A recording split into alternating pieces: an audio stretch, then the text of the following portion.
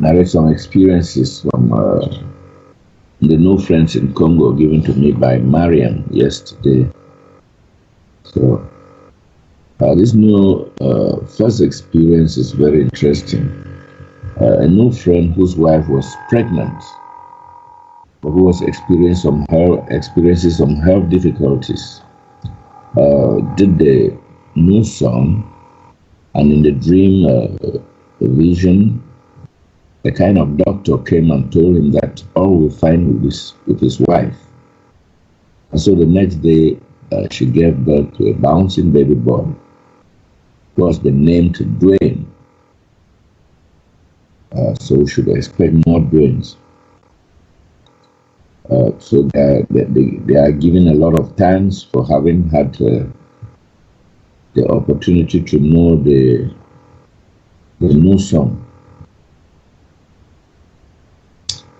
And then in the second experience, this new friend was at a class at Mariam's.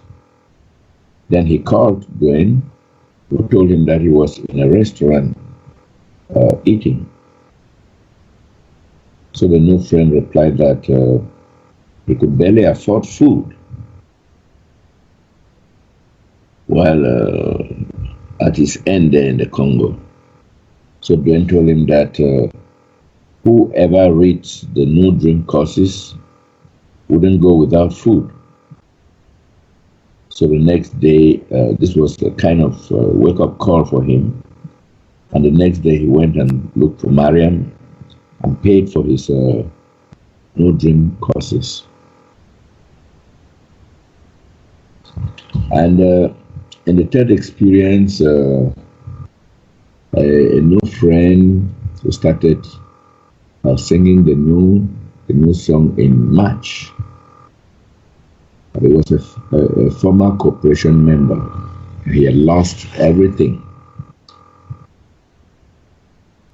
His state of mind, his business, and everything were completely destroyed. And so, in this kind of situation, people are looking for quick fixes. So he thought that after singing the new, everything will be restored. So he was becoming very apprehensive and agitated as things were taking longer. So he went and contacted a magician and told him about his problems. How he had lost everything and his life was in shambles. Then the magician told him that he was going to have an initiation in which in the dream state in which everything will be restored, and he will have the magical ring. So on the night of the initiation, but in the interval while waiting for that capital day, he continued singing the new, and on the night of the initiation, Revezatas appeared in bright, blinding light and destroyed the power of the ring. And the next day, this new friend went to the magician, and the magician went and saw the magician. The magician was angry, so that he says he had spoiled his work, and that he had blocked everything by his activity, and asked him why he was coming to him when he had had everything he wanted from another source, that he should go and continue what he's doing. And so his new friend, he went comfortably with doing his new songs and reading the books. Then he had some other dream visions with dream experiences with Rebazatas, with a lot of revelations and other things which he prefers to keep to himself. So they are so intimate and he prizes them very much that he can't reveal them. So these are the three experiences Mariam gave me yesterday to translate.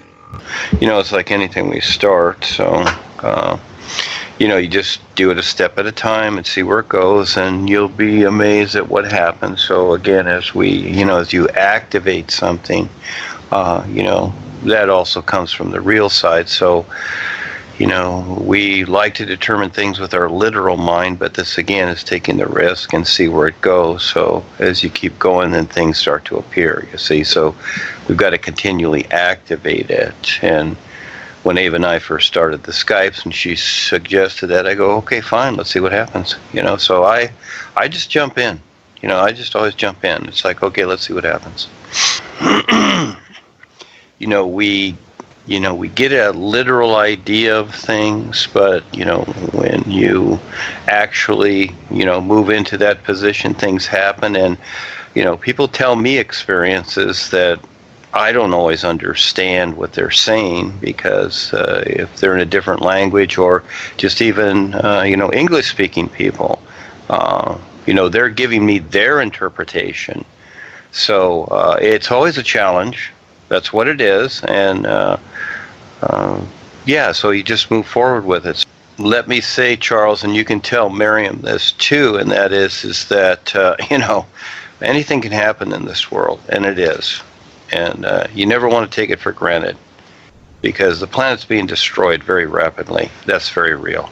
Every day it's worse. And more poisons, more people dying, more creatures dying, more animals, whatever. That's on a daily basis, moment by moment. So I suggest to take as much time as you can with this, because your 9-to-5 job and all these things are not going to mean nothing in a very short time. And so there's such a huge agreement to the demise of this planet that people don't see unconsciously. It's huge. And just like even the experiences that we've had, they've been forewarned, etc.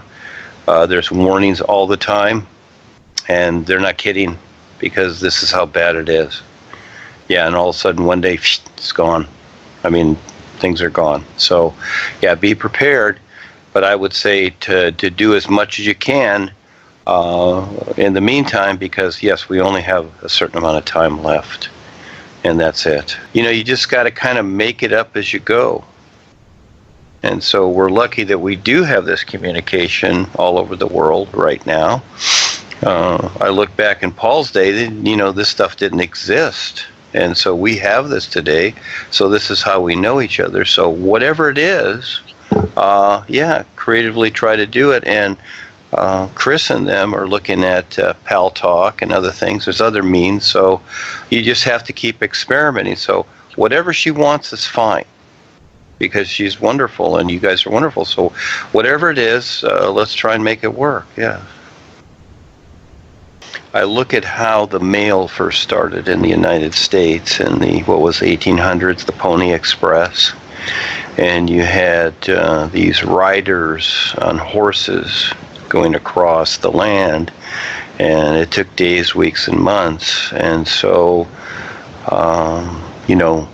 how about just, if people have to just write a letter and send her a letter, if it's long distances or whatever it takes, but little by little this adds up. And you have to realize that, in Paul's time, he just had the typewriters, and he had people, one at a time. He taught them, and it became what it did. So, as you start somewhere, it becomes something. So even if people have to write Miriam letters and the experiences, and she reads them or translates them or whatever, you do something, you see. So you don't look at the obstacles you have, you look for, a way to make it happen.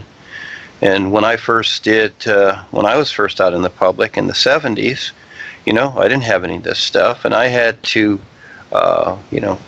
buy stick-on letters and things like this and make drawings of my flyers, then take them down to a printer, and then physically go pass them out, through the shopping centers or whatever, and set up my lectures and do, press releases. At the time, I knew a gal that was in the organization, and she put them in and other things, and gradually I get into the colleges, etc. So, again, it's like that. It's like the Pony Express. So if people can just write her a letter, something like that, however, and just share their experiences, all these things will add up. And eventually it will take off. One person telling another, it will take off. And look at how quickly she put the group together. So there's millions more out there and all over the world that are waiting for this. So we, we're doing our part with what we have, but just do what you can, and it'll work. The boys are there, but you have to decide it. You can't just think, okay, we can't do this or we can't do that accordingly. So that's not so. You can, you can do whatever. Just be creative, and then, things will happen from the real side. The boys will make the contacts, and things will start to take off, just like in Paul's day. But people have to decide something. You always have to decide something. Yeah. Or it's not like, oh, I don't have time, or I don't know how to do this, or blah, blah, blah. Well, nobody knows how to do anything until they do it. You just start at a certain point. I started at a certain point, and I just started little by little putting it together, and went out there and did the talks, and then I created my own classes like Miriam has. And so, yeah. So whatever it takes, whatever it takes. So people can, from thousands of miles away, they can mail her letters. Or record it on the phone or something, whatever means they have, you see.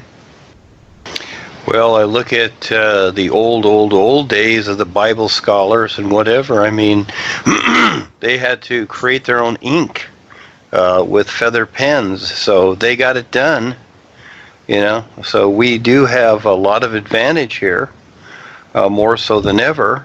So, things are available, so it's just, putting it together.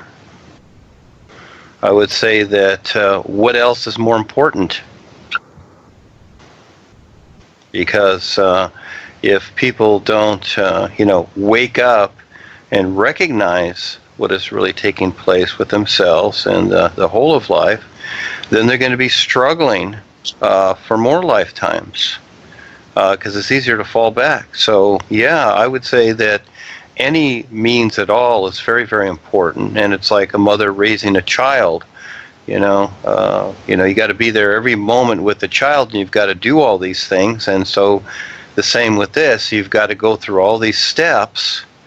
But, if the mother just stands back and says, oh, gee, I'm going to be with this child 20 years, that's it sounds like a drag, but no, you got to do it a day at a time.